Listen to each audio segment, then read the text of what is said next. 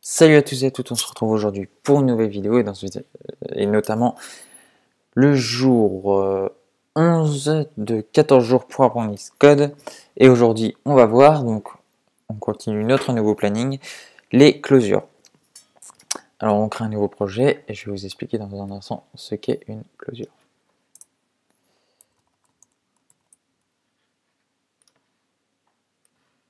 Comme ceci. Voilà. Alors on se retrouve dans notre vieux controller. God download. Alors, qu'est-ce qu'une closure? Une closure, ça permet en gros le passage d'une fonction isolée en chose. Alors, qu'est-ce que ça va permettre? Entre autres, ça va permettre de, par exemple, prendre le paramètre dynamique. Donc, il y a un exemple extrêmement connu pour illustrer ça. Bon, juste avant, je vais vous expliquer la syntaxe d'une closure. Donc, la syntaxe d'une closure. Donc, en gros, imaginons que là, on est en train de passer en paramètre. On ouvre nos crochets. Et pour démarrer notre closure, en fait, on va voir hop, comme ceci, et là, mes paramètres, le type de retour, pardon, je crois que j'ai du mal à écrire, in, et mon code. Voilà la syntaxe d'une closure. Donc maintenant, on va passer à un exemple, je pense que ça sera plus clair. Donc il y a une fonction très connue, sorted, ça s'appelle, qui permet de trier en fait les éléments d'un tableau de façon à les trier comme on le souhaite en fait. Donc cette fonction, je viens de le dire, s'appelle sorted et va nous permettre de trier selon nos propres critères que l'on va passer à travers une closure. Donc on va d'abord commencer par créer un tableau. Ah, toujours ce fil qui me dérange. Hop. Voilà. Et, virgule D. Hop.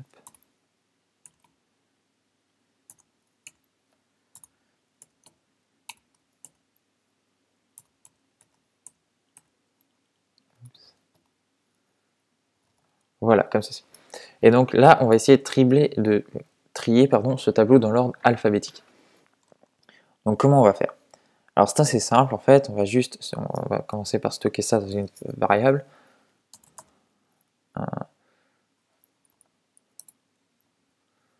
Var table order. Et donc là, je vais utiliser ma fonction sorted et je vais lui passer en paramètre donc mon tableau que je veux trier et une closure. Voilà, comme ceci. Alors en fait, qu'est-ce qui se passe la fonction sorted? En gros, elle va éplucher le tableau et va trier en fonction de... En fait, ici, on devrait avoir un booléen. Pardon. Donc, je rappelle, soyez soit true. Soyez soit false, pardon. Enfin, true ou false. Et notre closure va avoir donc pour but de lui renvoyer un booléen pour qu'elle puisse trier, enfin pour que notre fonction puisse trier notre tableau comme il faut. Donc je m'explique. Notre closure, elle va prendre en paramètre une chaîne de caractères que l'on va nommer S1, donc qui sera en fait une valeur de mon tableau, donc de type string, et une autre chaîne de caractères de type string également, bien évidemment c'est une chaîne de caractères, qui sera une deuxième valeur de mon tableau. Et alors qu'est-ce qu'elle va faire sortir? C'est-à-dire qu'elle va comparer toutes les valeurs entre elles et les trier en fonction de ce que je lui dis dans ma closure. C'est-à-dire que là, ma closure renvoie un booléen pour que sortie puisse trier. Je rentre mon fameux in qui m'indique que je rentre dans ma closure et je démarre à trier tout simplement. Alors en fait, je vais trier dans l'ordre alphabétique, je l'ai dit, et donc S1 supérieur à S2. Donc ceci va rendre un booléen, donc soit c'est vrai, soit c'est faux. Et en fait, je crois que dans cet ordre-là, c'est si S1 est avant dans l'alphabet que S2, il me semble. On va tester ça alors que là j'obtiens une erreur. Oui, car en fait ça a changé depuis Swift 1, c'est plus comme ça qu'on fait ça, mais c'est en gros je prends table.sort comme ceci. Ils m'ont enlevé. Voilà, comme ceci.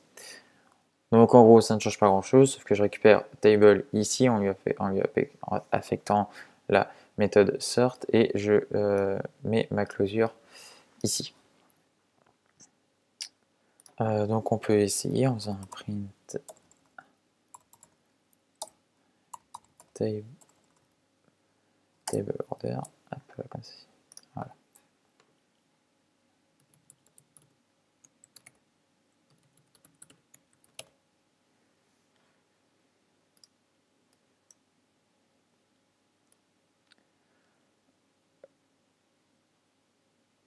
Alors qu'il m'a trié ça en fait à l'envers. Donc ce qui veut dire que voilà.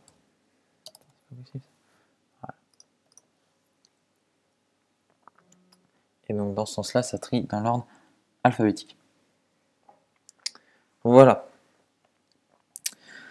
Donc premier exemple avec les closures. On peut également faire des choses un petit peu plus complexes. Par exemple, on peut essayer de faire quelque chose qui va nous donner les strings d'un tableau de ligne, c'est-à-dire qu'en gros, si j'écris 12, il va me rendre 1, 2. Voilà, donc on va essayer de faire ça. Donc on va d'abord créer un tableau qui va contenir, enfin un dictionnaire qui va contenir tout ça.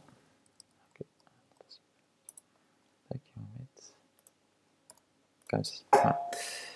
Alors,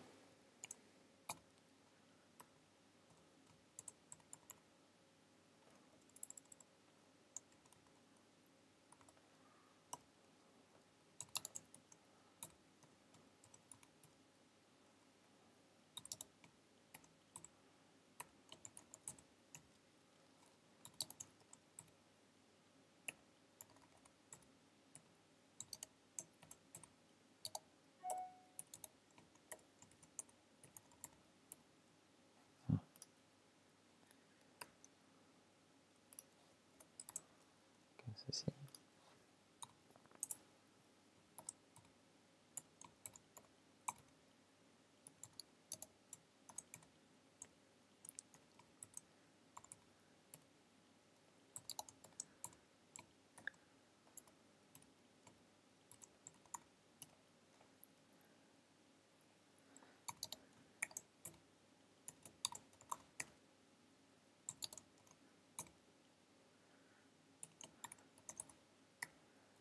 Voilà.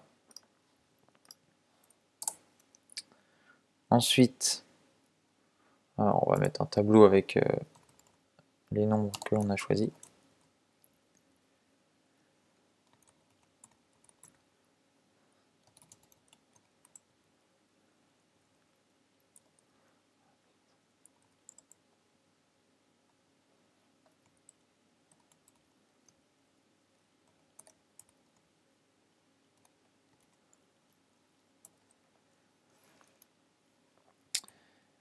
Et on va récupérer la chaîne de caractères.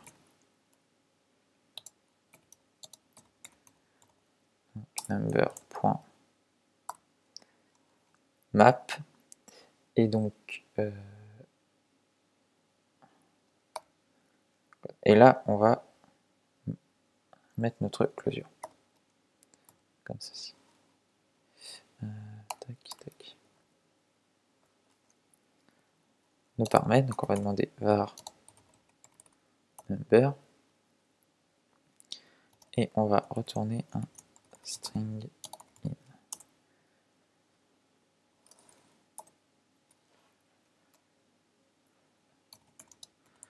Var output, donc ce que l'on va envoyer. Et on va faire une petite boucle while tant que number supérieur à 0, output égale digit names,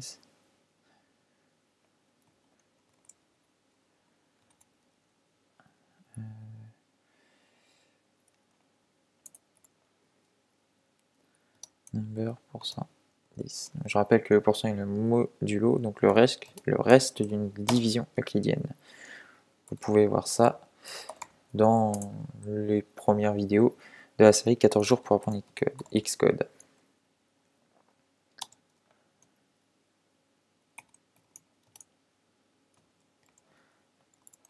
Comme ceci.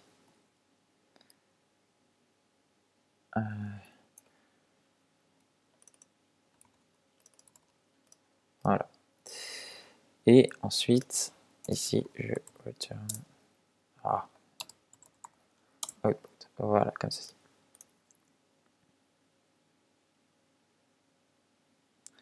Ensuite, je n'ai plus qu'à faire print string. Voilà.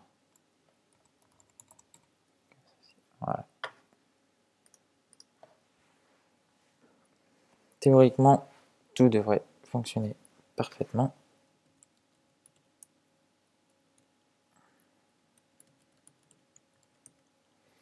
Et voilà, on voit bien 1, 6, 5, 8, 5, 1, 0. Alors, qu'est-ce qui se passe?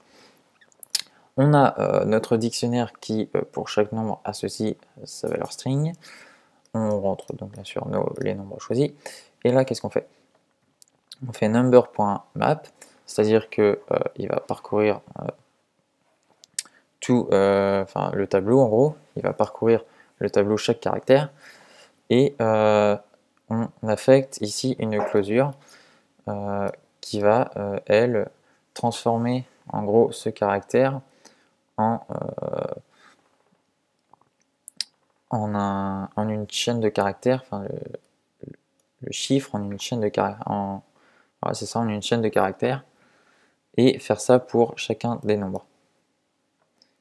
Ensuite, bon, bah forcément, on divise par 10 pour permettre de ne plus avoir 16, mais 1 pour qu'il puisse comprendre le nombre.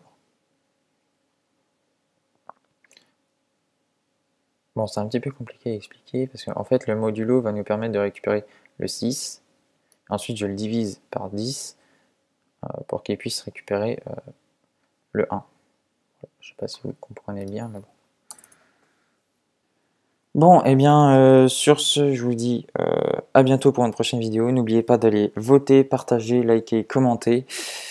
Et puis, allez sur notre site, vous inscrire et voter pour la prochaine vidéo.